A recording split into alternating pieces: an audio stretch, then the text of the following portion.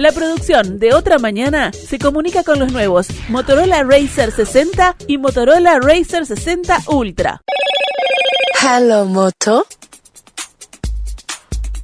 Hay que ubicarse en tiempo y en espacio. 2009, previo a la elección que llevaría a José Mujica a la presidencia de la República. Se publica un libro, Pepe Coloquios, de Alfredo García, y genera una explosión absoluta de titulares, no solamente a nivel local, sino también a nivel internacional, por muchas cosas que Mujica decía en ese libro con respecto a temas internacionales y a temas locales. Por ejemplo, se refería a los Kirchner en Argentina, pero también se refería de forma bastante despótica con el Partido Socialista, por ejemplo. La presentación que hace Fin de Siglo de este libro plantea que hablamos de un exguerrillero, vulgar, desaliñado, ignorante, contradictorio, peligroso, héroe, genial, coherente, sabio, transgresor, sencillo y confiable. Estas y muchas más son las definiciones que permanentemente le eran adjudicadas a José Mujica. Sin dudas, fue el político con mayor presencia en los últimos años en todos los medios masivos de comunicación, y agrego yo, no solamente a nivel local, sino que largamente a nivel internacional también. Hombre de respuestas rápidas y frases explosivas que hicieron las delicias de los informativistas. Pero ¿cuál fue su verdadero pensamiento? ¿Qué ideas y utopías tuvo? En busca de respuestas a esas interrogantes, el autor mantuvo durante 4 meses largas charlas, mano a mano, con el hombre detrás del personaje. No hubo temas prohibidos, límites ni tampoco exigencias. Se habló en libertad y con franqueza. De ahí salió Pepe Coloquios, que ahora se reedita y se amplía con respecto a su edición original. Por lo que vamos a conversar esta mañana con su autor, Alfredo García. Francisco Morales, Otra Mañana. Alfredo, ¿cómo estás? Buen día, gracias por acompañarnos. Un placer y gracias a ustedes. Un saludo a la audiencia. Por favor, es un placer tenerte aquí. Habíamos conversado al día siguiente del fallecimiento de José Mujica. Ahí nos habías comentado justamente que estabas por reeditar este libro con una versión ampliada. Ahora vamos a profundizar sobre eso. Pero como decía en la introducción, situémonos en tiempo y en espacio. Sí. 2009, cuando presentaste este libro. ¿Qué fue lo que te movió a tener estas charlas con Mujica y a tratar de presentarlo de esta manera? A que todo el mundo se agarraba de las frases explosivas que decía Mujica y en base a eso decía: este viejo no sabe nada, es un ignorante, no tiene cultura, no ha leído nada, si no puede ser presidente. Y yo lo había seguido mucho por laburo periodístico, ¿no? En muchos eventos, actos, etcétera. Y para mí había un pensamiento mucho más profundo de Pepe a lo que los medios en general tomaban, o los políticos adversarios o compañeros tomaban, ¿no? Uh-huh. Y un día le dije, me acuerdo, quiero hacer un libro, pero no de hablar de coyuntura, sino hablar de futuro, tu pensamiento, no sé. Y dijo que sí, ¿viste? Bueno, entonces él definió que fueran las chacras los lunes de mañana, dice que ahí estoy tranquilo, que no tengo nada que pasar, no sé qué. Y bueno, y ahí estuvimos 14 lunes reuniéndonos en diferentes áreas de la chacra, en galpones, etcétera, hablando. Y bueno, el viejo era tan arborescente en su expresión, empezaba a hablar de la radio y terminaba hablando del girasol y de los cerdos en Dinamarca, ¿viste? Yo qué sé, o de la política internacional china. Uh-huh. Entonces era muy difícil sintetizar el libro o las charlas por tema.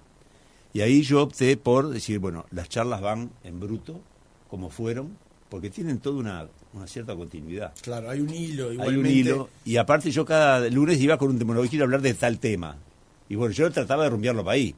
Ahora, arriar al viejo para un tema no era fácil, ¿no? Claro. Él decía, era muy anarco, iba para cualquier lado. De hecho, en la descripción del libro decís, la conversación es a veces ordenada y muchas veces caótica. Claro, realmente era muy divertido. Uh-huh. Yo creo que una de las cosas que yo realmente estoy agradecido es el tema de haber tenido la oportunidad de compartir esa charla con el viejo.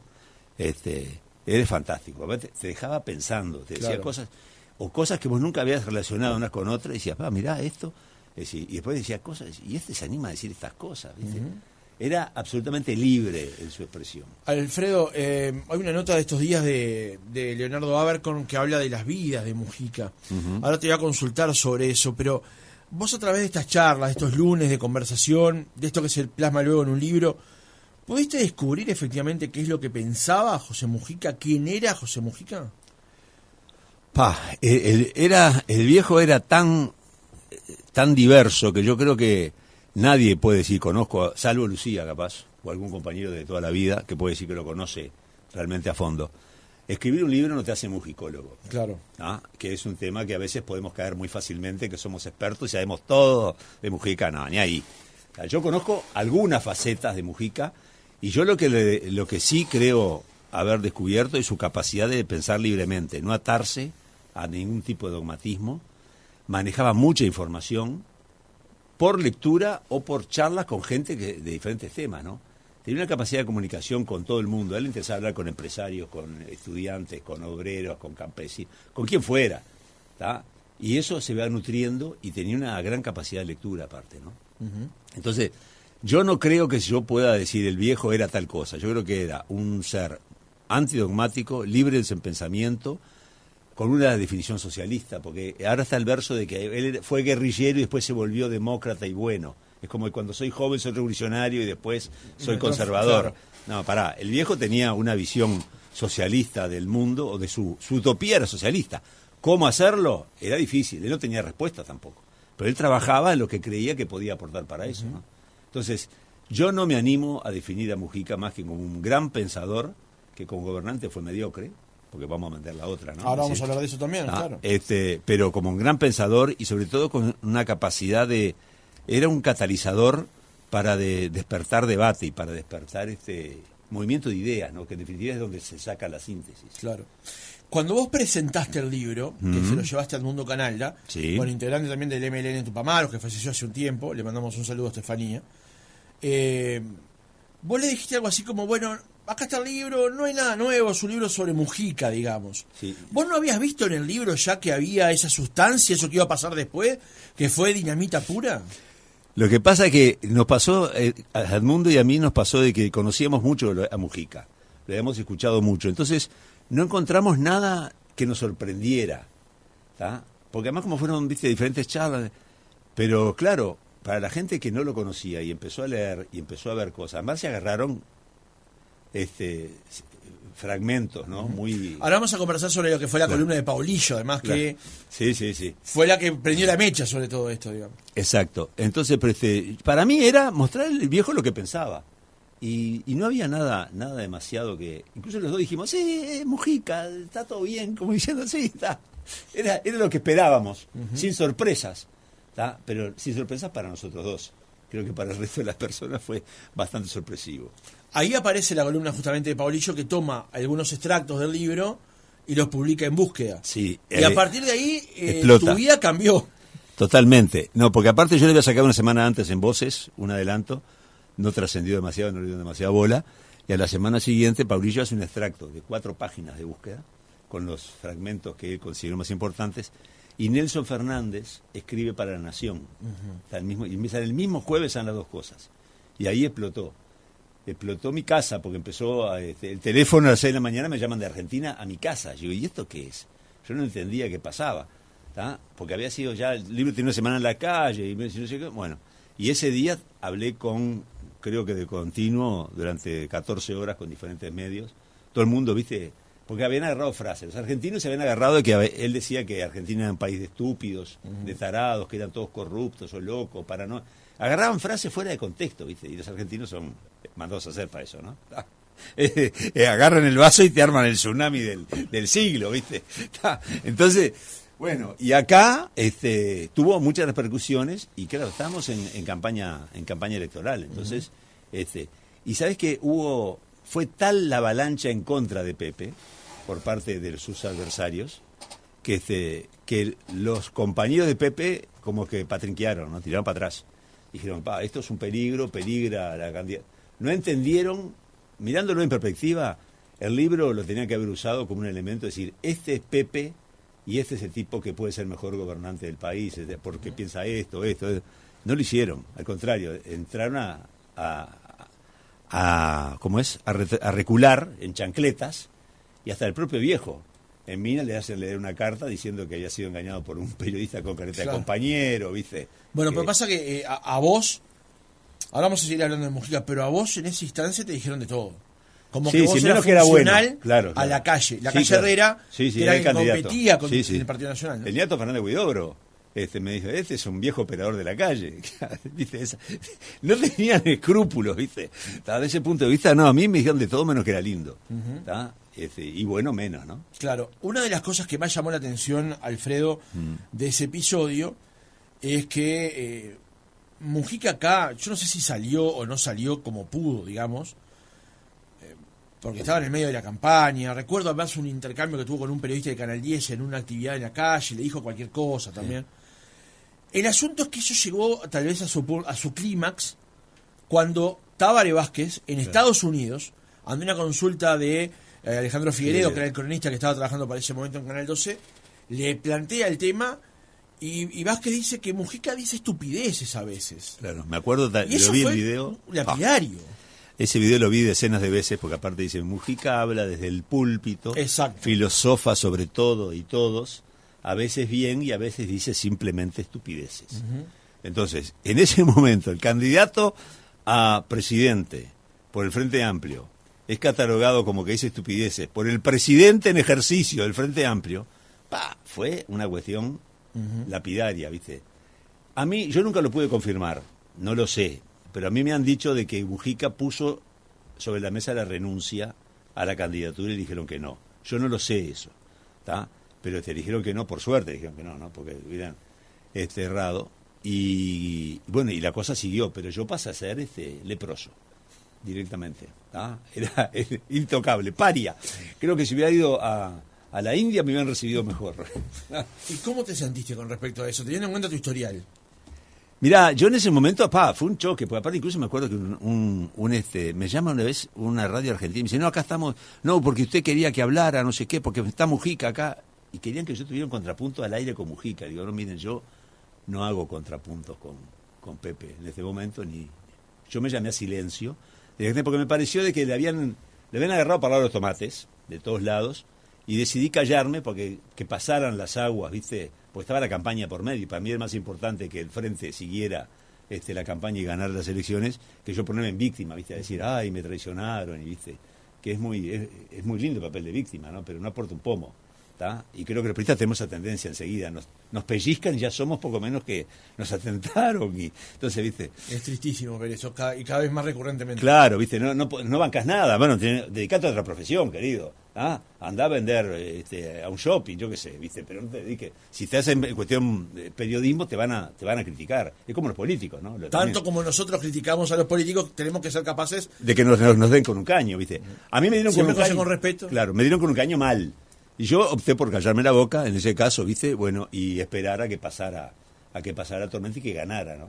Pero y bueno, y fue así. Y después me enteré de que el MPP le daba el libro a los que querían conocer el pensamiento de Mujica, y si vos querés saber lo que piensa Mujica, lee esto. O sea, lejos de ser un elemento contradictorio, era un elemento que expresaba lo que Mujica efectivamente tenía como pensamiento político, digamos. Y si después vemos en su trayectoria como presidente y posterior todo lo que ha dicho Mujica y todos los comentarios que ha dicho, es decir, el libro es no tiene nada raro, ¿tá? Él ha sido coherente en eso. Y te digo más, releyendo el libro me doy cuenta de la vigencia de muchas de las cosas que dijo en aquel momento y la perspectiva que tenía, cómo la vio en algunos casos, ¿tá? Y cosas que sí han estado bien cambiadas, o cosas que realmente fueron para donde él dijo, ¿no? El rol que él le atribuyó a China, estamos hablando de 15 años atrás, ¿no? Que le atribuyó a China, yo no lo tenía tan claro, no lo veíamos de esa manera, y él lo veía, ¿viste? Muchas otras cosas, el tema de la educación lo planteó, el viejo tenía una visión de futuro mucho más larga que la mayoría de nosotros. Para cerrar lo que tiene que ver con el episodio del 2009 y la explosión del libro en la campaña electoral, ¿en algún momento pensaste que esto podía ser un elemento por el cual el Frente Amplio perdiera una elección, aun cuando venía a caballo de la gestión de Tabaré Vázquez con los altos índices de popularidad que tuvo Vázquez en su primer gobierno? No, yo no dudé que el Frente iba a ganar, pero me dolió que no entendieran el objetivo del libro, ¿tá? El objetivo del libro era justamente apoyar la candidatura de Pepe y lo agarraban para el otro lado. Y la oposición hizo un manejo muy inteligente, ¿no? Era todo el tiempo citando, agarrando cosas y mostrando el libro. Y fíjense en esto, ¿tá? no les dio resultado. Pero en definitiva, yo creo que fue un error estratégico ahí. En lugar de agarrarlo como un envión para mostrar esto es lo que nosotros queremos, esto es Pepe, ¿no? Y lo de Tabaré en ese caso fue medio lapidario, ¿no? Es decir, fue quién se animaba a decirle algo a Tabaré. Tabaré era bastante duro, todo el mundo hablaba a Tabaré y se callaba todo el mundo, entonces Tabaré se hizo medio... en la interna hubo una visión, me parece equivocada, que... Bueno, le erraron, pero por suerte no trascendió y Pepe pudo... Te hago esa pregunta porque además, Alfredo, en esa elección del 2009, que desemboca en el que el 1 de marzo Mujica sea presidente de la República, la forma de soldar la fórmula frente amplista entre él y Astori fue muy complicada. Fue durísima. Entre otras cosas por la relación que había previamente entre ellos, que cambió radicalmente después en el ejercicio del gobierno y posteriormente, digamos.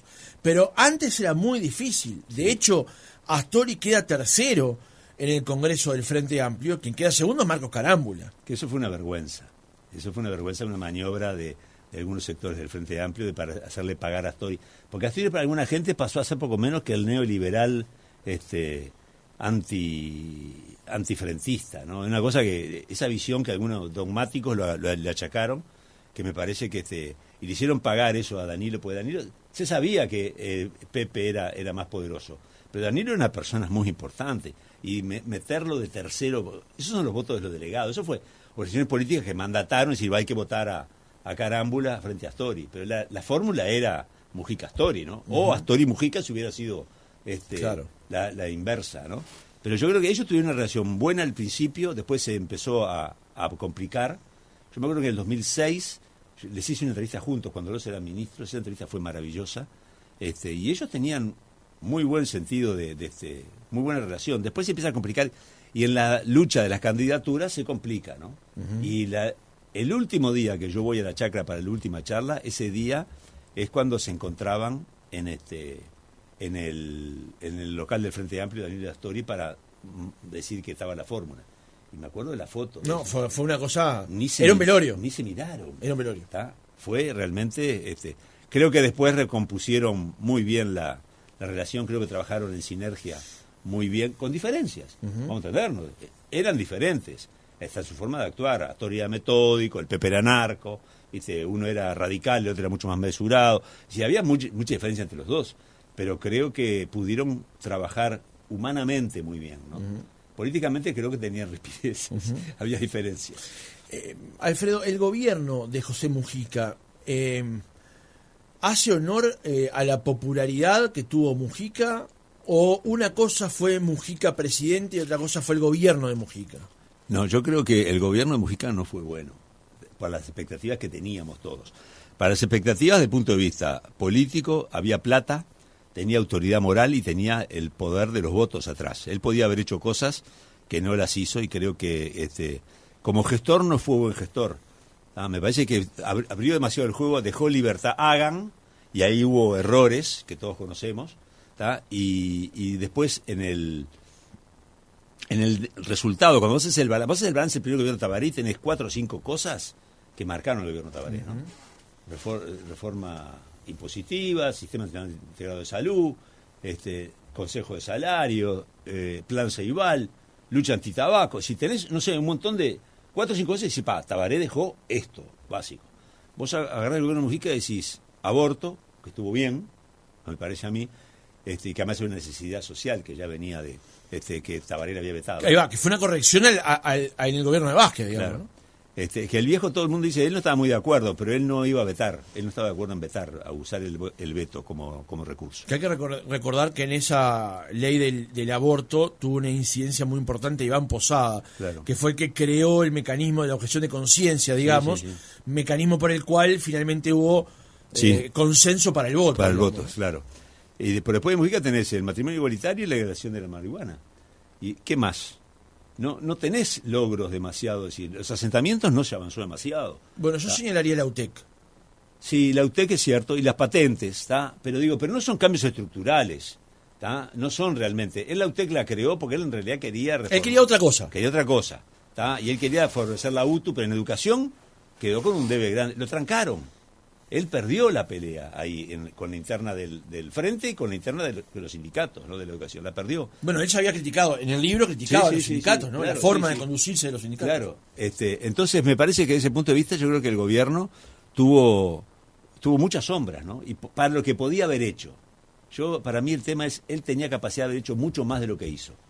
¿Ah? Creo que se quedó corto. Creo que esa es la crítica que se le puede hacer al gobierno de Pepe. Arrancó con muchos bríos porque pudo solucionar rápidamente el tema de los puentes. Claro. Teniendo en cuenta que el vínculo que él tenía con la familia Kirchner era bien diferente al que había forjado Tabaré Vázquez, ¿no? Sí. Eso fue inmediatamente como que se solucionó y eso fue un golpe de efecto muy grande, ¿no? Porque aparte de eso afectaba realmente, ¿no? Toda la zona litoral estaba complicada, ¿no? Y el Uruguay todo estaba complicado con eso. Pero después vos ves que él dejó demasiado, a mi criterio dejó demasiada libertad de acción a la cuestión de los entes, hagan. Hay una entrevista que él hace en el programa Código País en Canal 12, con Aldo Silva y con Antonio Ladra, donde él da una frase algo así como: yo le dije a los entes que hicieran, claro, que gastaran, que concretaran. No es exactamente así, pero estoy parafraseando, digamos. Algo que después tuvo unas réplicas después, ¿no? Porque, por ejemplo, en ese gobierno de José Mujica es donde se concreta la colocación de la fibra óptica en el hogar. Empezando en Montevideo, pero en todo el país luego, ¿no? Pero una inversión para ese momento muy importante. Sí, era muy importante. Que sin duda, ese es uno de los logros que viste que me parece que puede ser. Se tendría que haber planteado quizás de otra forma, se podía haber logrado. A mí una vez me lo dijo un experto en comunicación, me dice, en realidad lo tenían que haber hecho gratis para algunos lugares, otros lugares hubiéramos pagado por la fibra óptica. Tenemos posibilidades y lo hemos pagado y no invertir tanto, es decir, porque me parece que se hizo gratis para todo el mundo, y algunos lugares se quedaron sin llegar, ¿no? Que después se pudo ir avanzando. Pero creo que, claro, eso sí es un logro que me parece que se puede adjudicar. Y el reforzamiento de la matriz energética, ¿no? Que eso que ya había empezado y que se fortificó en el tema de Mujica, ¿no? El tema de cambiar la matriz energética del Uruguay, que no es poca cosa, ¿no? Lo peor fue lo de Pluna y Alazú. Eso fue un papelón, porque aparte todo el mundo sabía que eso no iba a funcionar. Eso no sé qué fue, eso no sé si fue, bueno, dale a estos muchachos que no se queden sin trabajo unos mangos, pero me pareció que totalmente traído los pelos, que no es lo mismo de Envidrio se podría haber gestionado mal, pero como proyecto no era malo, pero vos sabías que Alazú no iba a funcionar, era ridículo, y duró lo que duró un lirio, ¿no? Eso la verdad que me pareció lamentable. Y la otra cosa que siempre le hablan es de la regasificadora. Ahí hubo un cambio de Argentina, pero que el proyecto del gas, traer el gas, etcétera, no era un proyecto malo estratégicamente, como tampoco era el del hierro. O sea que el hierro con el tema entre el cliente que eligió o el socio que se eligió y el precio nacional del hierro, que tuvo oscilaciones grandes, se acabó el negocio ahí, ¿no? Pero como visión estratégica no era malo. Las empresas en general, no todas triunfan, empresas privadas, ¿no? Hay muchos emprendimientos que empiezan y fracasan. Bueno, creo que a nivel gubernamental también hubo algo de eso, ¿no? Y entonces le cobran los fracasos.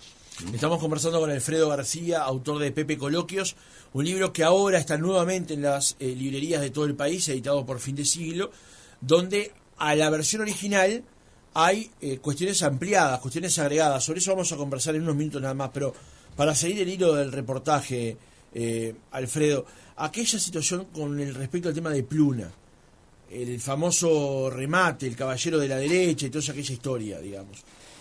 ¿Cómo crees que obró Mujica? Y te lo pregunto desde esta perspectiva, porque tal vez quien terminó por los hechos llevando la mayor responsabilidad legal de todo esto fue Fernando Caloia y Fernando Lorenzo. Lorenzo en particular, un hombre que es respetado por todo el arco político, hasta ese momento por lo menos, ahora creo que también, pero hasta ese momento seguramente, fue penado por la justicia por abuso de funciones por haber dado el famoso aval, digamos, ¿no? Por haber incitado a dar el famoso aval. Y Mujica, que fue quien lo instigó, no pasó nada, digamos. ¿Cómo ves ese episodio en perspectiva? Muy triste, porque en realidad yo tengo excelente opinión de Fernando Caloia, que sin duda fue uno de los mejores presidentes del Banco República. Lo que hizo el Banco República él como presidente fue brutal. La reforma que hizo el Banco República fue alucinante. Y Fernando Lorenzo era un economista muy grande, muy de peso, y políticamente era una figura de reemplazo del Frente Amplio de gran peso. Es decir, y fueron el chivo expiatorio, porque en realidad eso fue una maniobra que salió mal a Mujica. ¿Tá? Es decir, nadie lo puede afirmar con pruebas, pero vos empezás a atar los cabos y decís, Mujica cuando se iba, dice, antes del remate dice, esto en 6 minutos está resuelto. ¿Tá? No van a decir que él no había tenido relación con el señor de la derecha y el patrón que estaba atrás y no sé qué, y que le dijo, no, firmá eso. Y claro, el tema es que Caloya, si viene y le dicen, firmá esto, y viene de arriba, y a Fernando le dicen, firmá esto, y viene de arriba, si decís que no te vas. Y creo que ahí transaron mal, pero aparte no tomó la responsabilidad política Mujica de decir, fue un tema mío, ¿tá? Yo los instigué, creo que... Y pagamos el precio de que 2 tipos que eran excelentes los dos en su gestión, y que hicieron, quedaron desterrados de la vida política, ¿no? Es decir, y es una... Me parece que ahí no fue, ahí se usó, viste, tipo repuesto, ¿no? Ping, ¿tá? Para salvar el error, bueno, quemo estos. Es como en el ajedrez, quemás 2 peones para salvar el rey. Claro. Me parece que fueron peones sacrificados, ambos. Tengo varias cosas para preguntar sobre la gestión de Mujica, pero vamos que ir rápido, para más quiero profundizar en lo nuevo del libro. Me queda apuntado, por ejemplo, el puerto de Aguas Profundas, que fue un gran debate, por ejemplo, en Rocha. Pero que va a ser una necesidad histórica, se va a terminar haciendo. En algún momento se va a terminar haciendo. Quería preguntarte por esto, porque siempre lo he manifestado al aire, por la sorpresa que me causa, que es el vínculo entre el MPP o Mujica y Carolina Cose, la hoy vicepresidenta de la República. Porque en determinado momento el MPP la impulsó como candidata a la presidencia de la República.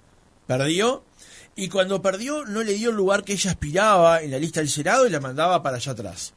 Y Cose salió y efectivamente fue en un acuerdo con otra lista, en otra posición, digamos. Después, Mujica, de alguna manera por impulso del propio Mujica, también fue presidenta de Antel, después fue ministra de Industria, digamos. ¿Qué es lo que pensaba Mujica de Carolina Cose? Yo creo que la opinión fue variando. Yo creo que Mujica la vio, es decir, vamos a entendernos, Carolina Cose es un invento políticamente, ¿no?, de Mujica y de Lucía. Ella trabajaba en el CADESIC, que era un centro de estudio que tenía el MPP, ahí la conocen y ahí la ponen en la intendencia, en la parte de informática. De ahí pasa, y ahí estuvo, no sé si 5 años, no sé cuánto tiempo estuvo ahí, y de ahí pasa en el gobierno de Mujica a la presidencia de Antel. ¿Tá? En la presidencia de Antel fue reina y señora, ¿no? Es decir, como que, claro, Antel...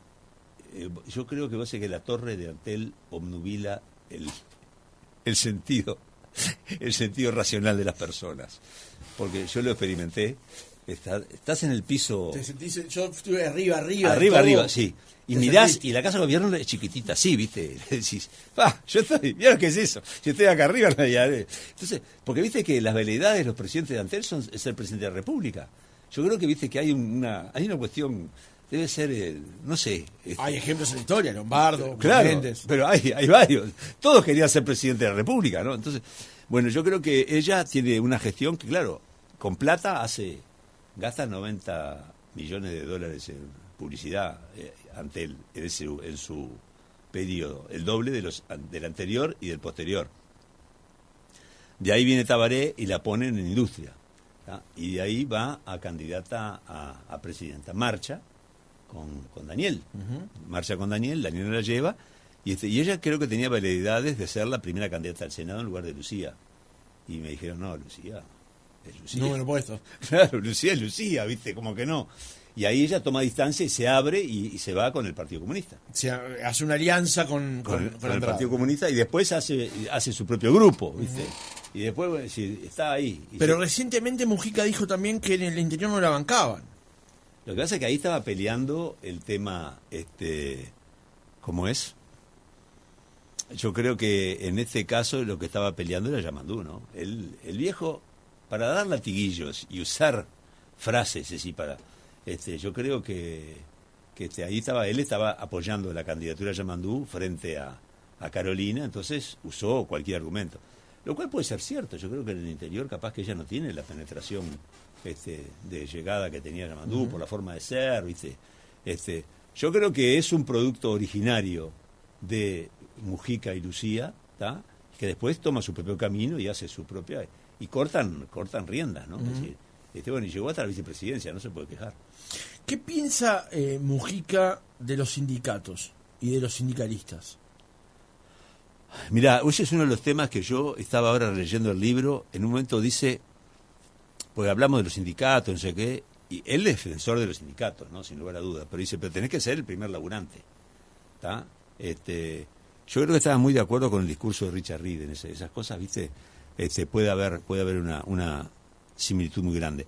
Y lo que decía, dice, yo hablo con ellos y me dicen, sí, pero ellos no pueden hacer determinadas cosas porque si no pierden el apoyo de los afiliados y pierden el puesto. Entonces, te da lugar a entender de que ahí se forma una camada burocrática, que si vos mirás el sindicalismo, hay gente que hace 20 años que es dirigente sindical del mismo lugar, es decir, son irreemplazables, que son superhombres, no hay nadie en lugar de ellos, ¿tá? Y siempre son los mismos, ¿tá? Y nombres sobran, ¿no? Puedo dar, pero digo, pero hay gente que evidentemente los transan determinadas cosas para lograr, y dice, y eso va en contra a los cambios que los sindicatos tenían que hacer, ¿no? Él los ve que actúan muchas veces como corporaciones, y los de la educación particularmente, él les da con un caño, ¿no? Es decir, que lo dijo antes y también me lo dijo a mí, es decir, como que no, están trancando todo, ¿no? Entonces, no es que él esté en contra del sindicalismo como herramienta, es del mal uso. Sí, claro, que sea la burocracia sindical. Claro, exactamente. Y también siempre estuvo en contra de las corporaciones. No le gustaba mucho el accionar de grupos corporativos que se defendiesen a ultranza, digamos, claro, de esa manera, de ese punto de vista. Y él habla incluso del riesgo que hay de la propia izquierda de volverse burocrática, ¿no? Y corporativa. Que eso le pasó al Frente Amplio. Claro que le pasó, por supuesto. ¿Tá? Hay gente que es increíble, ha ido saltando, él lo dice, como un corcho, de un puesto a otro, ¿no? Es decir, son todoterreno, es 4x4, están en la intendencia, en un ente autónomo, en un ministerio, en presidencia, acá. Pará, papá, ¿qué es esto? ¿Qué sos, Gardel? Pero y hay gente que y flota de un lado a otro, y él lo dice, y eso es un peligro, ¿no? A mí me sorprendió cómo le pegó al Partido Socialista en particular, en el libro. No le pegó, es decir, le pegó al Partido Socialista, pero le pegó mira, la frase antes del Partido Socialista habla del MPP, habla de sus propios compañeros, dice, antes no éramos nada, dice, ahora que somos grandes empezás a ver las ambiciones, no sabés lo que son mis compañeros. Dice, y fíjate vos el Partido Socialista, que era una máquina de generar la izquierda, no sé qué, todos nacieron de ahí y ahora es una máquina de generar puestos. Y agarraron esa frase, ¿viste? Partido Socialista, máquina de generar puestos. ¿Pero no te parece que le arrima la lonja con eso? Claro, pero más le arrimó la lonja a sus propios compañeros antes. Está bien, pero no la agarraron. Esa frase no la agarró nadie. Todo el mundo agarró el Partido Socialista. Son unos oportunistas. ¿No? Si él lo dice, el Partido Socialista era la madre de la izquierda, todos los partidos de izquierda salieron de ahí, hasta el MLN tuvo origen en el Partido Socialista. ¿Tá? O parte de la gente del MLN. Y ahora que se ha vuelto. Lo da como un ejemplo, que él tenía alguna rispidez comercialista, puede ser, pero tampoco la sensibilidad otra vez a flor de piel, que somos todos, pero todos de cristal somos, no se puede hacer nada. Creo que una cosa es lo que dice hacia adentro de su propia fuerza y otra cosa es lo que pueda decir hacia afuera, porque adentro lo puede cambiar o no, capaz que nunca lo cambió, capaz que nunca pudo con eso. Pero una crítica velada de esa manera a un sector... No, velada nada. Bueno, directa. Algún sector del Frente Amplio me parecía un dato interesante para destacar. De hecho, en su momento se destacó. Sí, lo agarraron como muletilla. Alfredo, ¿qué es lo que incorpora el libro ahora a diferencia del que se editó en 2009? Incorpora, que lo llamé el coloquio que faltaba, que fue una charla de 3 horas y media que tuvimos, él siendo presidente, en la Chacra. Fue 4 años, 1 mes y 15 días después de la última vez que había ido, volví a la Chacra. Esa vez fuimos con Rodrigo López, el fotógrafo. Hicimos 3 horas y media. Muy, muy, muy interesante la charla. La tuve que reproducir en voces, en 3 ediciones, porque fue larguísima, muy jugosa. Estefanía me dice, la entrevista más larga del mundo, porque le llevó un montón de páginas en el libro. Pero no, fue muy buena y aparte estuvo muy bien regada porque nos convidó con un ron que le había regalado Raúl Castro, así que imagínate lo que era ese ron, ¿no? Una maravilla. Y bueno, esa charla, y después otra entrevista que le hicimos junto con Jorge Lauro en el 2019 fue, que fuimos también a la Chacra y ahí le hicimos entonces esas 2 entrevistas como terminan de completar, porque más salen de la coyuntura en general las entrevistas, entonces termina de completar parte de lo que yo creo que es el pensamiento profundo del Pepe, ¿no? Que me parece que es lo que hoy por hoy va a estar más en boga. Hoy, nos vamos a olvidar de las cositas, de las chicanas que puede haber dicho, y va a quedar algunos pensamientos, algunas líneas de pensamiento que creo que trascienden a su propia presidencia y a su muerte, ¿no? Eso que decís es, creo, lo comparto, porque el impacto mundial que implicó la muerte de Mujica fue brutal. No ha habido otra comunicación de Uruguay en el mundo que tuviera el impacto de esta comunicación. No éramos conscientes, yo creo, nosotros acá, de lo que era a nivel mundial, que lo vimos ahora, ¿no? Cuando muere. Ayer me comentaban, dice que el Parlamento italiano le hizo un homenaje, la Cámara de Diputados le hizo un homenaje de todo el espectro político, hablando de Mujica como si en Italia, en todo el mundo fue, ¿no? Fue brutal. Sí, hay diarios, cabeceras importantísimas del mundo que publicaron en portada el fallecimiento de un presidente de Uruguay. ¿Para qué tomar la dimensión de lo que es Uruguay para piojo, el mundo? Claro, ¿no? Somos un piojo, ¿no? Pero evidentemente era un líder diferente que planteó pensamientos un poco a contramano de lo que plantean los líderes políticos. Y aparte, la cuestión de edulcorada, ¿no? De vivir coherentemente con su pensamiento, que él lo era porque era así, claro. A él no le gustaba, ¿ah? Pero lo vestían como que, mirá, qué humilde, qué pobre, ¿no? Que vive en su chacra y no sé cuánto, no tiene servicio doméstico. Todas esas cosas, viste, que a un presidente que no lo tiene pará. ¿Viste? Es inconcebible a nivel mundial, ¿no? Claro. Además hay una cosa, en particular me pasa con Argentina, cuando uno ve sobre todo a la familia Kirchner, a adorar a José Mujica, pero uno después ve lo que son, que no viven, o sea, hablan de los pobres, de los desamparados y de una cantidad de cosas, mientras acumulan una cantidad de dinero que es imposible de contabilizar, digamos, ¿no? Yo creo que el tema con Mujica es la coherencia. Él vivía de acuerdo a su pensamiento, ¿tá? Que eso es poco frecuente a nivel político, no se encuentra demasiado frecuente.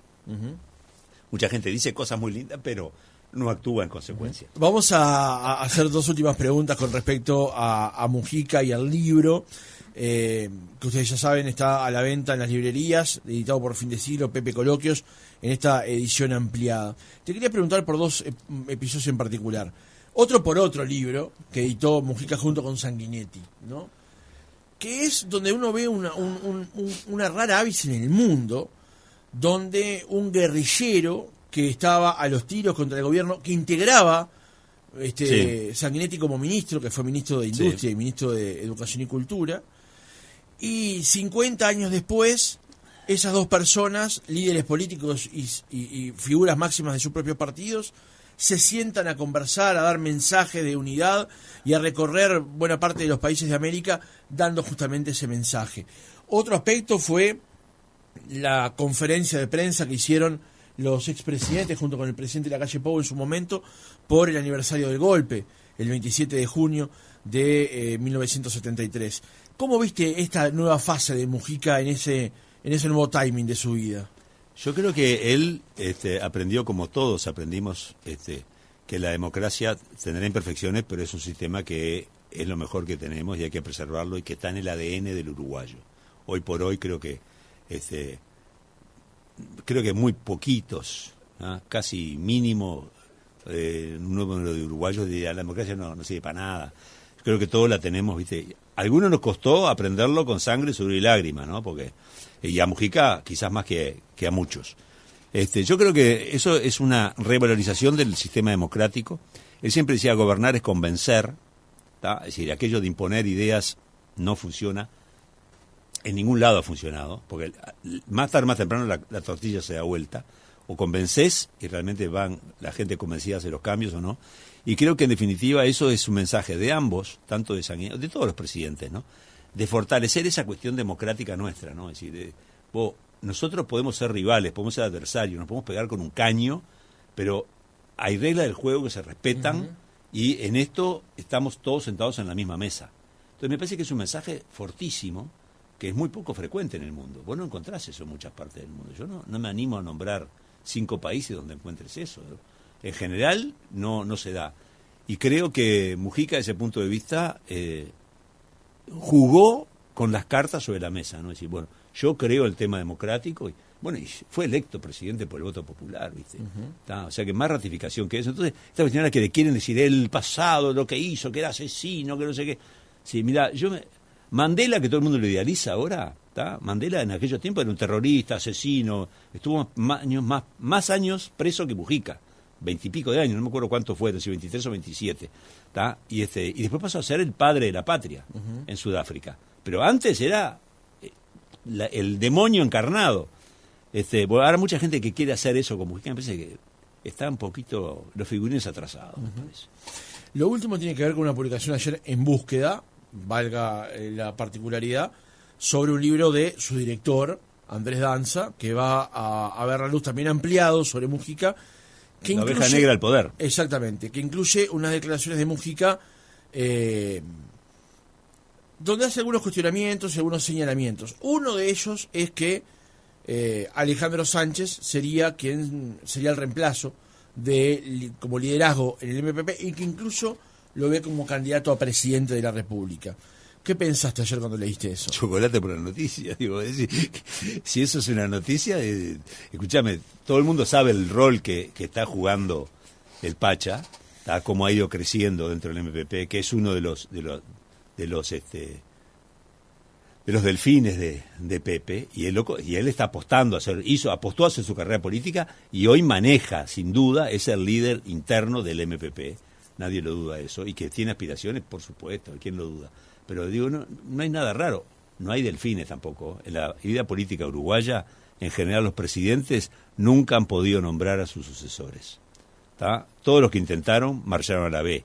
El Pacha yo creo que sin duda va a ser un candidato posible dentro de 5 años, pero de ahí a que vayan en caballo comisario, no hay caballo para este comisario que en este país rija. O sea que no, va a tener que hacer su papel por si cuenta, ¿no? Es decir, yo creo que él es un muy buen político, es muy hábil, ha crecido mucho, y es negociador, y tiene la virtud de ser muy pragmático también, junto con Yamandú. Yo creo que hay una dupla ahí, entre Yamandú y él, que son diferentes, pero comunes en muchas cosas, y cada uno maneja sus tiempos, sus cuestiones. El Pacha es más temperamental, ¿viste? Más de... la macañó con el discursito que hizo ahí con respecto al... ¿Lo macañó? Sí, yo creo que la macañó. No era el momento para hacer ese tipo de discurso cuando estaba haciendo el cortejo fúnebre de Pepe, ¿viste? Creo que le salió de adentro, ¿viste? La cuestión de... Pero creo que políticamente fue un error. Estuvo de más. Fue una de más, ¿viste? Cuando metés la pata un poquito de más. Bueno.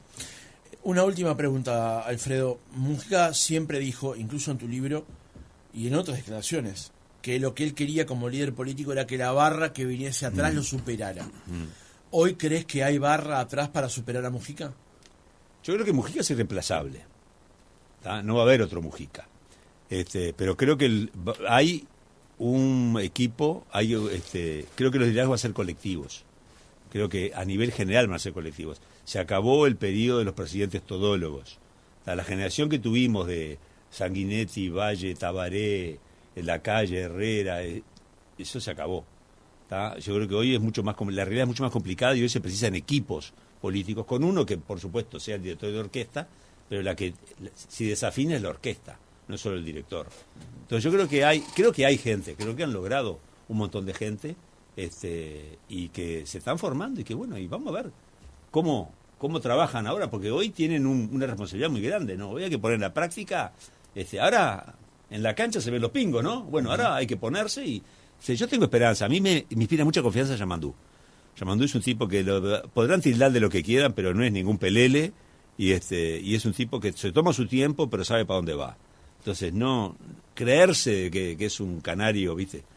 Que no sabe nada y que no es un orador, tampoco lo era Sereñi, ¿no? Y Tabaré tampoco era demasiado bueno hablando. Entonces, ¿viste? No confundir oratoria, ser piquito de oro con ser buen presidente. Son cosas diferentes. Alfredo García, periodista, autor de Pepe Coloquios, edición ampliada, que ahora está en librerías. Te dejo un libro para rifar con la audiencia, sortear con la audiencia. Muchas gracias, Alfredo. Gracias a vos. 092-770-111. Empiezan a escribir y sorteamos este libro en los próximos días. Gracias, Alfredo. Un placer.